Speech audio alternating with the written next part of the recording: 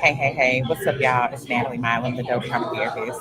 Today, I want to talk about incest and just sexual abuse within the family, right?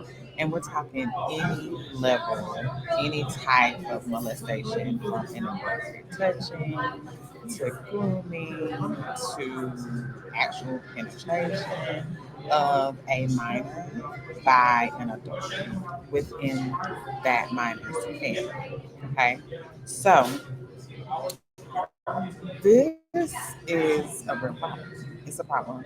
Um, During, I think, certain generations, this is something that has been swept up under the rug. It has been ignored. Children have been blamed. Children have been called fast. Children have been called mannish, and all types of things, right? Like as if it is the child's fault that an adult has made a deliberate choice to molest a child. And so, one of the things that I am seeing in my work with my clients, I work with a lot of adult survivors of childhood sexual abuse. And what I am seeing a theme of is the way that their caregivers, their parents, or whomever responded to them.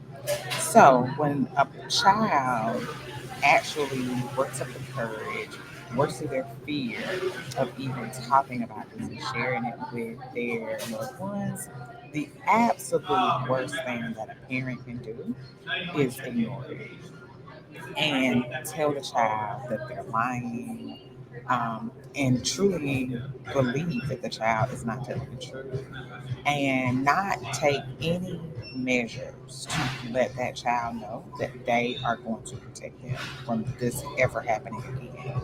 So when the parent actually responds the opposite way, right? And actually protects the child, they confront the perpetrator of the abuse, the pedophile. They confront them, they stop allowing that child to go around that family member. When those types of actions are taken by the parent, the caregiver, or any adult really that has a close relationship, a close bond with a child, that sends the message to the child that they matter. It sends the message to the child that, you know what, you matter to me. I love you. I am going to protect you. What is absolutely insane is when this child is made to continue to be around this family member, made to continue to live in the same household with this family member. It sends the message that you don't matter. It sends the message that it can even send the message that like you're the one that's at fault. You deserve that type of treatment, which is absolutely untrue. And how I see this manifest today in a lot of adult clients that have survived this horrific thing in their lives is that sometimes they engage in relationships with people who absolutely do not deserve to be in relationships with them, but they settle. And they settle for this treatment. They settle for the type of treatment that most people who know that they matter and know that they're worthy of being loved correctly would never, ever settle for. So and it's because they're operating from a place of not mattering. They're operating from a place of believing that they are not worthy. And so it is so critical that when a child comes and they work up that nerve and work up the courage to actually talk about this, to reach out for the help that as a caregiver, as a parent, you respond to that so that you let your child know that they 100% matter to you.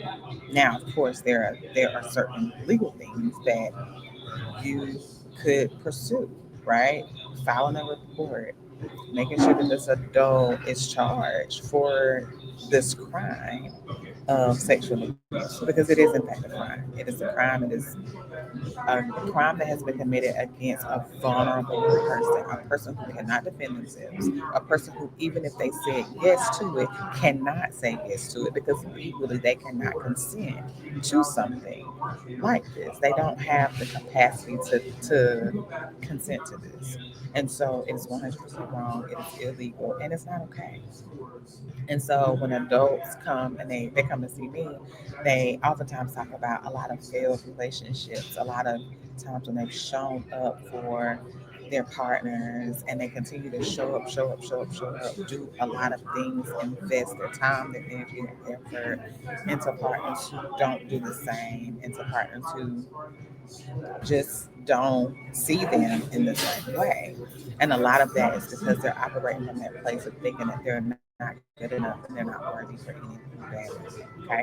So if this resonates with you, drop me a line. Let me know what you think about this. Okay. All right. I'll see y'all next time.